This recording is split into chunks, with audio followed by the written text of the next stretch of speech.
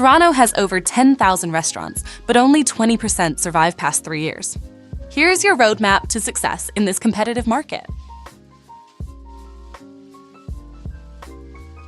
Start with a unique concept and cuisine that stands out.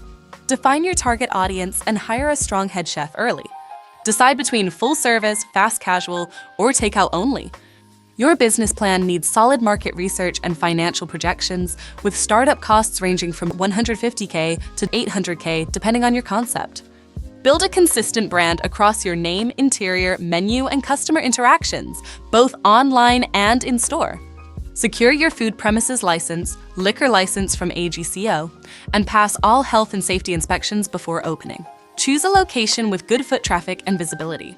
After setting up equipment and training staff, start with a soft opening to test operations. List your restaurant on Google, Yelp, and delivery apps.